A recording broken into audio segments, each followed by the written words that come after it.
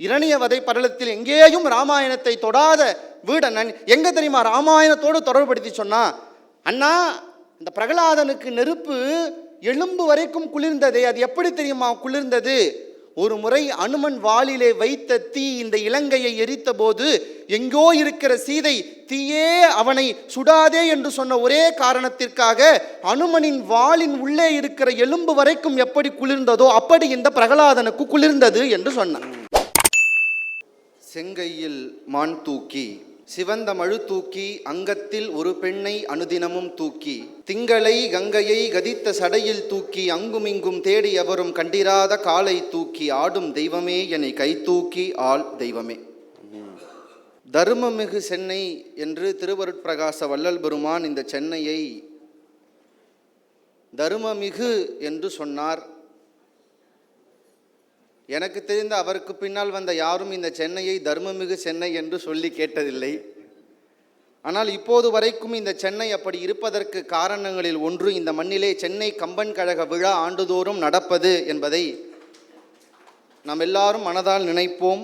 அத்தகைய இந்த விழாவிலே அமர்ந்தும் நின்றும் அங்கும் இங்கும் நடந்தும் கேட்டு ரசித்து கொண்டிருக்கிற அத்தனை பேருக்கும் என்னுடைய அன்பு கலந்த வணக்கங்கள். நான் ராமாயணத்தை பார்க்குறேன். நேராக தலைப்புக்கு போகணும். ஏன்னா ராவணனுக்கு இருக்கிறது 10 தலை. ஒரு தலைக்கு 1 நிமிஷம்னா கூட 10 நிமிஷத்துக்கு மேலே நேரம் இல்லை. நான் ராமாயணத்தை பார்க்குறேன். அயோத்தி நகரில் தசரதன்னு ஒருத்தன் இருந்தான். ராமனே எனக்கு மகனா பிறந்தாண்டான்னு தன்னை வியந்தான். அந்த ராமனுக்குத்தான் முடிசூட்ட வேண்டும்னு பரதனை நல்லா பிளான் பண்ணி தாத்தா வீட்டுக்கு அனுப்பிட்டு கைகேயிக்கு கூட சொல்லாமல் பிழை செய்து அது பிழை என்பது கூட உணராமல் ஆட்சியை கொடுக்க முயற்சி செஞ்சான். ஆனால் எது தயரதனை வீழ்த்தியது தெரியுமா? துணை நிற்க வேண்டிய கைகேயி எப்போது துணை நிற்காமல் விலகினாலோ அப்போதுதான் தயரதன் வீழ்ந்தான். நீங்கள் காட்டுக்கு வாங்க. வாலி என்று ஒருவன் இருந்தான். எதிர்க்க யார் நின்னாலும் பாதி பலம் எனக்கு வரும்டான்னு தன்னை வியந்தவன் வாலி. தன்னுடைய தம்பியினுடைய மனைவியை தன் அகத்திலே வைத்திருப்பது தவறு என்கிற பிழை உணராதவன் தான். ஆனால் ஏன் அவன் மாண்டு போனான் தெரியுமா? துணை நிற்க வேண்டிய தம்பி சுக்ரீவனை எப்போது துறந்தானோ அதனால் வாலி மாண்டு போனான். நான் ஏன் இதை சொல்லுகிறேன் என்றால், காப்பிய ஓட்டத்திலே தன்னை வியந்தவர்களும் உண்டு, தன் பிழையை உணராதவர்களும் உண்டு. அந்த வரிசையில்தான் ராவணனும் வந்தான். அவர்கள் எப்படி துணை நின்றவர்கள் துறந்ததால் மாண்டு போனார்களோ அதனால்தான் அப்படித்தான் ராவணனும் மாண்டு போனான். முதல் அணியில் எங்கள் ஐயா வந்தார். அது நாற்காலியில் உட்கார்ந்துக்கிட்டே பேசினாலே தானாகவே அந்த தன்னை வியத்தல் வந்துடும். இப்போ நான் தீர்ப்பு சொல்கிற பொழுது எழும்பி நின்று பேசுகிறேன்.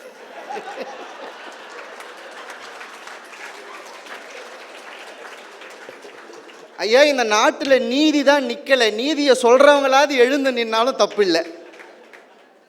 ராவணன் தன்னை வியந்தான். இப்போ ராவணன் வியக்காம வேறு யார் வியப்பாங்க சார்? நமக்கெல்லாம் மரணத்தை தர யம இலங்கையில் என்ன பண்ணிட்டு இருந்தான் தெரியுமா? இப்போது நேரம் 1, இப்போது நேரம் 2ன்னு யமனை வாழ்க்கலாக்கா மாட்டி வச்சிருந்தான் சார். இலங்கையில் 10 தலைகள் 20 கைகள் இருக்கிற ராவணன் அவனை வியக்காம வேறு யாரு சார் வியப்பாங்க? வியக்கவே கூடாது. எங்கள் தமிழ்நாட்டில் ஒருத்தர் இருந்தார், முண்டாஸ் கட்டி. வானில் பறக்கின்ற புள்ளலாம் நான், மண்ணில் திரிகின்ற விலங்கலாம் நான், காற்றும் மலையுமே நான் என்று தன்னை வியந்தான். அவனை ஒருபோதும் இந்த தமிழ்நாடு வீழ்த்தவில்லை, இன்றைக்கு வரைக்கும் கொண்டாடுகிறது. சார், தற்கொலை பண்ண போறேன்னு ஒருத்த மாடியில் நின்னதுக்கப்புறம், டேய் உன் திறமைக்கு நீ ஏண்டா தற்கொலை பண்ணணும்னு ஒருவேளை அவன் வியந்திருந்தால் அவனுடைய வீழ்ச்சி அந்த நேரத்திலே தடுக்கப்பட்டிருக்கும். தன்னை வியப்பதுங்கிறது ஒரு பெரிய விஷயம் இல்லை சார், அது தேவை. ஆனால் எங்கள் வருத்தம் என்ன தெரியுமா? அவனை வியந்தது எங்களுக்கு பிரச்சனை இல்லை, கூடவே இருந்த வீடனை யாருன்னு கொஞ்சம் கூட வியக்காம விட்டுட்டானேன்னு சொல்ல வரோங்க.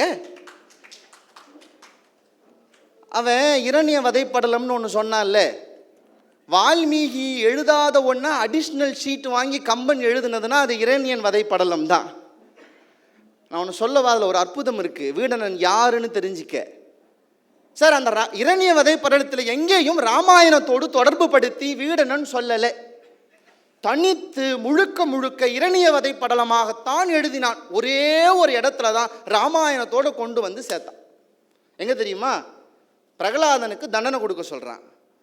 நிறைய தண்டனை கொடுத்தான். யானையை விட்டு மிதிக்க சொன்னான், மலையிலிருந்து தள்ள சொன்னான், விச வைக்க சொன்னான். முக்கியமாக ஒரு தண்டனை கொடுத்தாங்க. விறகெல்லாம் மூட்டி நெருப்பு போட்டு அவனை உள்ள தள்ளுன்னா. பிரகலாதன் போய் உள்ளே இறங்கினான். பிரகலாதனை நெருப்பு சுடவில்லை. அது சுடலைனா பரவாயில்ல, அந்த நெருப்பு என்ன பண்ணிச்சான், அவனுடைய எலும்பு வரைக்கும் போய் குளிர்ந்ததாம்.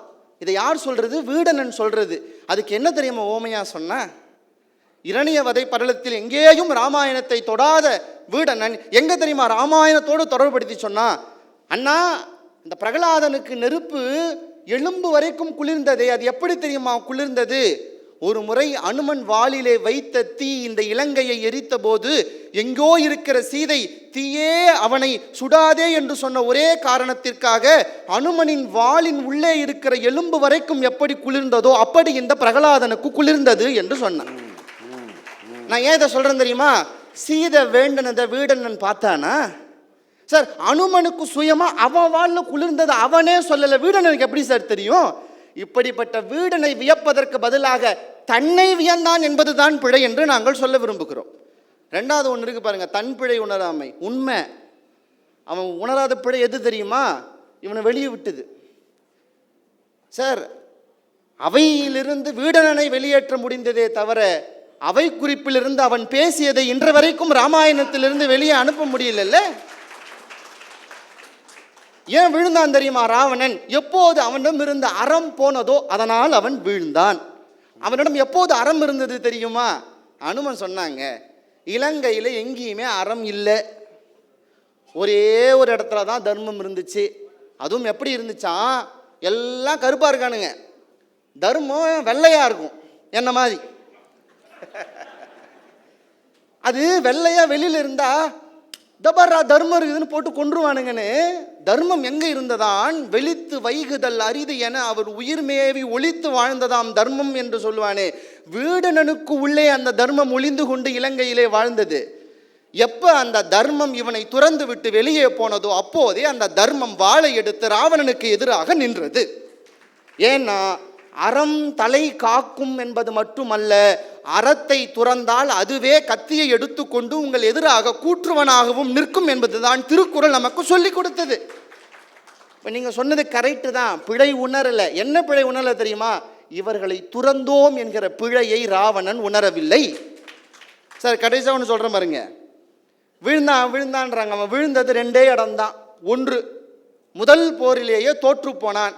இன்னைக்கு போய் நாளைக்கு வாடான்னு மூஞ்சில சாணி அடித்து அனுப்பிட்டான். ஆனால் அதில் கம்பன் ஒரு பொய் சொல்லிட்டாங்க.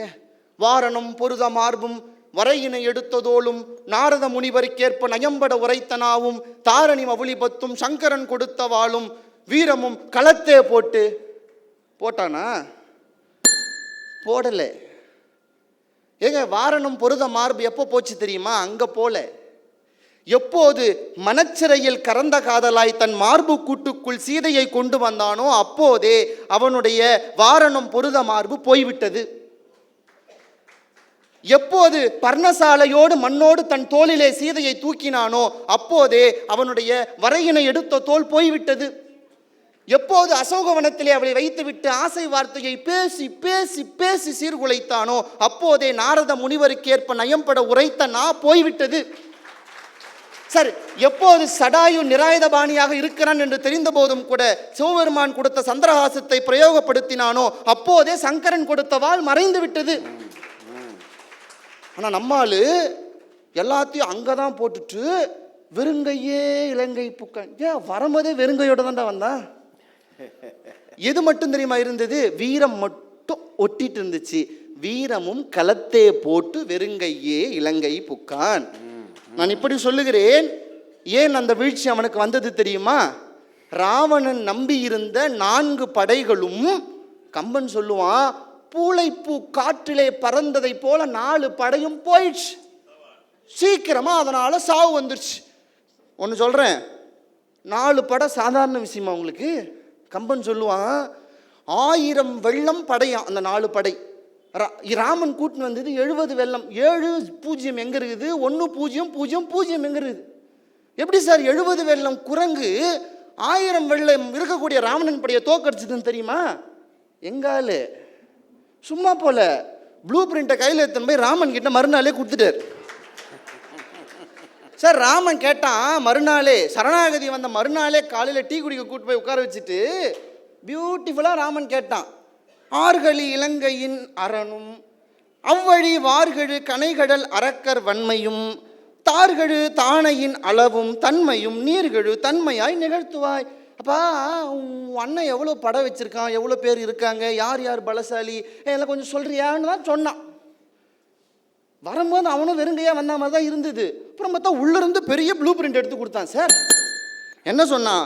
1000 10,000 தேர், 20,000 குதிரை, 40,000 யானை, 80,000 ஒட்டகம், 1000 வெள்ளம். அது மட்டும் இல்லை, எந்தெந்த அரக்கர்கள் அக்கம்பன் நிக்கும்பன் கும்பன் தொடங்கி வஜ்ரதித்தன் பிசாசன் வரைக்கும் யார் யார் எப்படி எப்படி வீழ்த்தினால் எவர் எவர் எப்படி எப்படி வீழ்வார்கள் என்று வீடனன் சொன்னதால் தான் பூளைப்பூ காற்றில் பறப்பதை போல 4 படையும் போய் ராவணன் வீழ்ந்தான் என்றால் அவன் வீழ்ச்சியை எழுதி வைத்து கொடுத்தது வீடனன் என்பதை நீங்கள் மறந்துவிடக்கூடாது. சார் நான் நிறைவாக சொல்கிறேன், ஒருவேளை நிக்கும்பல யாகம் நடந்திருந்தா இந்திரஜித்தை நீங்கள் ஒன்றும் பண்ணியிருக்க முடியாது. இந்திரஜித்தை நீங்கள் ஒன்றும் பண்ண முடியலன்னா ராவணனை ஒன்றும் பண்ணியிருக்க முடியாது. நிகும்பல யாகம் நடப்பதென்பதை அறிந்து அதை தடுத்து நிறுத்தக்கூடிய அந்த செய்தியை ஒருவேளை வீடனன் சொல்லாமல் விட்டிருந்தால், நான் இப்படி சொல்கிறேன், ஒருவேளை இதை தீர்ப்புக்கான ஒரு வரியாக நடுவர் அவர்கள் எடுத்துக்கொள்ள வேண்டும். ராமன் வெற்றி என்றால் அது ராவணனின் வீழ்ச்சி, சரிதானே? ராமன் வெற்றி என்றால் அது ராவணனின் வீழ்ச்சி. ராமனே சொல்லுகிறான், வீடனா இது நீ தந்த வென்றி என்று. வீடனா இந்த வெற்றியே நீ தந்தது என்று ராமனே சொன்ன பிறகு வியந்துக்கங்க, பிழை உணர்ந்துக்கங்க. எங்க நம்ம வாழ்க்கையிலேயே கூட இருப்பவர்கள் போய்விட்டால் என்ன இருந்தாலும் ஏதுமில்லாத ஒரு நிராயுதபாணியாகத்தான் ஆவோம் என்பது வாழ்க்கையே நமக்கு கற்றுக் கொடுத்ததென்றால், துணை நின்றவர்கள் துறந்ததுதான் ராவணன் எனும் மிகப்பெரிய வீரன் மாண்டு போனதற்கு காரணம் என்று சொல்லி நல்லதொரு வாய்ப்பை நல்கிய இந்த அவைக்கு நன்றி கூறி விடைபெறுகிறேன். நன்றி, வணக்கம்.